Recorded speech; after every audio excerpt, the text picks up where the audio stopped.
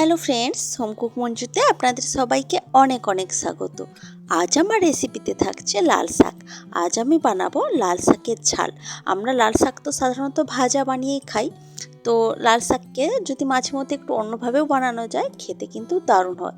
তো আজ আমি লাল শাকের ঝাল কীভাবে বানাচ্ছি এখন আপনাদের সাথে এটাই শেয়ার করছি। চলুন, এখানে দেখুন কড়াইতে আমি সরষের তেল গরম করতে দিয়েছি।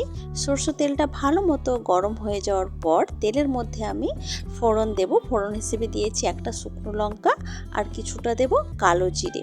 এই লাল শাকের ঝালের মধ্যে কালো জিরের ফোড়নটা কিন্তু ভীষণ ভালো লাগে।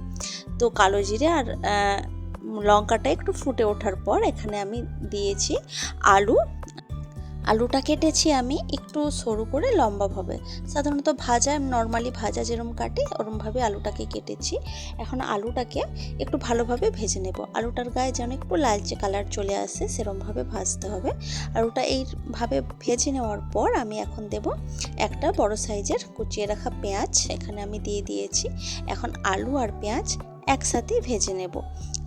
পেঁয়াজটা ভাজতে ভাজতে একটু হালকা নরম হয়ে যাওয়া পর্যন্ত ভাজবো। একদম লালচে করে ভাজার কিন্তু প্রয়োজন নেই, তাতে স্বাদটা অন্যরকম আসবে। একটু পেঁয়াজটা হালকা ভাজা হলেই এই রেসিপিটা খেতে বেশি ভালো লাগবে। তো দেখুন পেঁয়াজটা কিন্তু হালকাভাবে ভাজা হয়ে গেছে। এখন আমি এর মধ্যে দেব সামান্য পরিমাণ হলুদের গুঁড়ো আর দেব স্বাদ মতো লঙ্কার গুঁড়ো। আমি কিন্তু লঙ্কার গুঁড়োটা অল্পই দিয়েছি, কারণ ফোড়নে একটা লঙ্কা দিয়েছি, সেই জন্য তা থেকেও কিছুটা ঝাল পেয়ে যাব। তো সেইভাবে লঙ্কাটা দিয়েছি। আপনারা আপনাদের পছন্দ মতো ঝালটা ব্যবহার করবেন। এরপর আমি দেব 3 চামচ মতো সরষে বাটা। সরষে আর পোস্ত আমি একসাথে বেটে নিয়েছি, সমপরিমাণ সরষে আর পোস্ত নিয়ে। তা থেকে আমি 3 চামচ সরষে পোস্তর বাটা এর মধ্যে দিলাম। দিয়ে এখন একটু নাড়াচাড়া করে নিচ্ছি। কিছুক্ষণে এইভাবে নেড়েচেড়ে নেওয়ার পর এখন আমি দেব কুচিয়ে রাখা লাল শাক। তো অর্ধেকটা লাল শাক আমি এখন দিলাম। এখন আমি সামান্য নাড়াচাড়া করে নেব শাকটাকে। সামান্য নাড়াচাড়া করে নেওয়ার পর বাকি যে শাকটা আছে ওটাও দিয়ে দেব। তো এখন বাকি শাকটা দিয়ে নিচ্ছি এর মধ্যেই।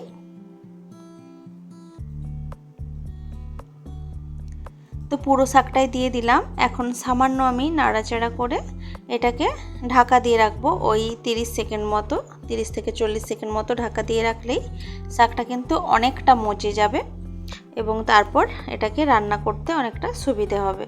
তো দেখুন শাকটা কিন্তু অনেকটাই মজে গেছে। ওখানে আমি সব কিছু ভালোভাবে মিশিয়ে নিচ্ছি বা নাড়াচাড়া করে নিচ্ছি এইভাবে খুন্তি দিয়ে। তো এইভাবে কিছুক্ষণ রান্না করে নেওয়ার পর এখন আমি এর মধ্যে দেব সামান্য জল। শাকটা এবং আলুটা সেদ্ধ হতে লাগবে, সেই জন্য সামান্য পরিমাণ জল দিয়ে দিলাম। তার সাথে দেব স্বাদ মতো নুন। এতক্ষণ পর্যন্ত কিন্তু আমি এই রান্নাটাতে কোনো রকম নুন দিইনি, যা নুন দিলাম সেটা কিন্তু এখনই দিয়ে দিলাম। তো জল আর নুনটা দেওয়ার পর এখন সব কিছু একসাথে খুব ভালোভাবে একটু মিশিয়ে নিচ্ছি। লাল শাক রান্না করতে খুব বেশি জলের প্রয়োজন হয় না, জল ছাড়াও কিন্তু অনেক সময় রান্না করা যায়, কিন্তু যেহেতু এখানে আলু আছে সেজন্য আলুটা সেদ্ধ করার জন্য কিছুটা জল দিয়েছিলাম। তো তারপর দেখুন নাড়াচাড়া করে ঢাকা দিয়ে রেখেছিলাম 2 থেকে 3 মিনিটের জন্য। তাতে কিন্তু দেখুন জলটা শুকনো হয়ে গেছে এবং এতক্ষণে কিন্তু আলুটাও ভালোভাবেই সেদ্ধ হয়ে গেছে। এখন ঢাকা খুলে একটু নাড়াচাড়া করে দিচ্ছি। কিছুক্ষণ এইভাবে নাড়াচাড়া করলেই কিন্তু আমার রান্নাটা একদম রেডি। একটু ঠান্ডা হয়ে যাওয়ার পর আমি দেখুন সার্ভ করেছি। এইভাবেই কিন্তু লাল শাক রান্না করা যায় এবং খেতেও কিন্তু দারুণ হয়। আমরা একরকম ভাজা খেতে খেতে যখন আর একই রান্না ভালো লাগে না বারবার, তখন কিন্তু এইভাবে স্বাদ চেঞ্জ করার জন্য এভাবে লাল শাক কিন্তু রান্না করে দেখতে পারেন, দারুণ লাগে খেতে।